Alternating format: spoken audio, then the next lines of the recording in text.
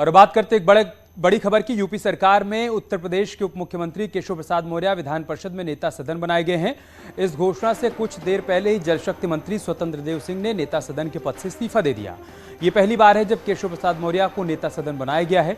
स्वतंत्र देव सिंह को मई में विधान परिषद में नेता सदन बनाया गया था, लेकिन अब उप मुख्यमंत्री केशव प्रसाद मौर्य को विधान परिषद में नेता सदन बनाया गया है। ये तस्वीर हम आपको दिखा रहे हैं जब उनका स्वागत किया गया, वेलकम किया गया। हालांकि कुछ देर पहले ही जल शक्ति मंत्री स्वतंत्र देव सिंह ने नेता सदन के पद से इस्तीफा दिया था और ये पहला मौका है जब केशव प्रसाद मौर्य को नेता सदन बनाया गया है। स्वतंत्र देव सिंह को मई में विधान परिषद में नेता सदन बनाया गया। और लखनऊ से हमारे सहयोगी संकेत इस वक्त हमारे साथ जुड़ चुके हैं। संकेत, आपके पास क्या जानकारी? देखिए, जिस तरीके से स्वतंत्र देव सिंह को नेता सदन बनाया गया था भारतीय जनता पार्टी की तरफ से विधान परिषद में, उसके बाद अब आज उन्होंने इस्तीफा दे दिया है नेता सदन के पद से।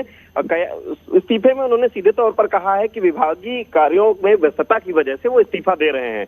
और उसके बाद डिप्टी सीएम केशव प्रसाद मौर्य को अब भारतीय जनता पार्टी की तरफ से नेता सदन विधान परिषद में बना दिया गया है।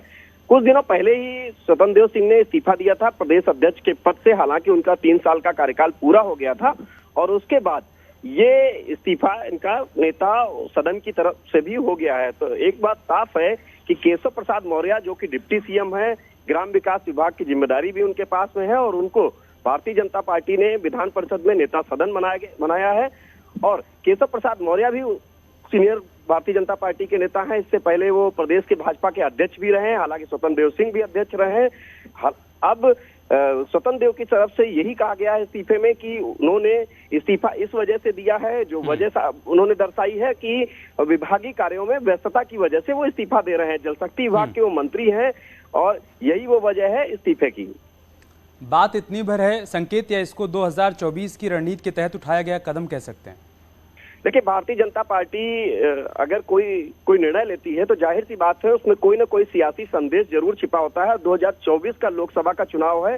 भारतीय जनता पार्टी हर कदम बहुत समझदारी से रख रही है और ये माना जाता है कि बीजेपी का कोई भी शीर्ष नेतृत्व जो भी फैसला लेता है उसमें कोई ना कोई ऐसी बात रहती है जो कि पार्टी हित में होती है और संदेश दूर तक जाता है और कहीं ना कहीं सियासी मायने भी कई होते हैं। यही वो वजह है कि स्वतंत्र देव के इस्तीफे को भी इसी नजरिए से देखा जा रहा है। और हालांकि अगर हम पिछली योगी सरकार की बात करें, योगी 1 में, तो उसमें भी डिप्टी सीएम ही विधान परिषद में नेता सदन थे, दिनेश शर्मा थे। और अब एक बार फिर डिप्टी सीएम केशव प्रसाद मौर्य को विधान परिषद में नेता सदन बनाया गया है। स्वतंत्र देव सिंह का रिएक्शन आ गया है संकेत, अभी तक केशव प्रसाद मौर्य की तरफ से इस पर कोई रिएक्शन? देखिए, केशव प्रसाद मौर्य को स्वतंत्र देव सिंह ने बधाई दी है। हालांकि केशव प्रसाद मौर्य लखनऊ में नहीं है, वो बाहर हैं पार्टी के कार्यक्रमों में। ऐसे में एक बात साफ है कि जो शीर्ष नेतृत्व फैसला करता है उसे मानना होता है और यही वो वजह है कि केशव प्रसाद मौर्य को अब बना दिया गया है विधान परिषद में नेता सदन। और जाहिर सी बात है, इसमें एक वजह और भी साफ है कि केशव प्रसाद मौर्य से पहले डिप्टी सीएम दिनेश शर्मा ही विधान परिषद में नेता सदन थे। तो जाहिर सी बात है कि स्वतंत्र देव ने सीधे तौर पर लिखा है कि विभागीय कार्यों में व्यस्तता की वजह से वो इस्तीफा दे रहे हैं और अब केशव प्रसाद मौर्य ये जिम्मेदारी संभालेंगे। संकेत, अभी चित्रकूट में जो बैठक हुई थी उसके बाद संगठन में भी हमको बदलाव देखने को मिल रहे हैं, शासन के स्तर पर भी ये परिवर्तन किए जा रहे हैं। क्या वहां हुई बैठक के दौरान भी इन तमाम बिंदुओं पर चर्चा की गई थी और उसके बाद ये तय हो गया था कि आने वाले दिनों में कौन कौन से कदम उठाए जाने हैं? देखिए, वो जो बैठक थी भारतीय जनता पार्टी की, वो प्रशिक्षण वर्ग था भारतीय जनता पार्टी में। उसमें उत्तर प्रदेश से जुड़े और इसके अलावा जो राष्ट्रीय स्तर पर संगठन के बड़े चेहरे थे वो मौजूद थे और इसमें आगामी 2024 को लोकसभा चुनाव को लेकर मंथन किया गया था और कार्यकर्ताओं को किस रणनीति से चुनाव में जाना है इसका प्रशिक्षण दिया गया था। जाहिर सी बात है कि इन सभी बिंदुओं पर भी चर्चा हुई होगी राष्ट्रीय स्तर से। हालांकि ये फैसले पार्टी के आला कमान लेते हैं।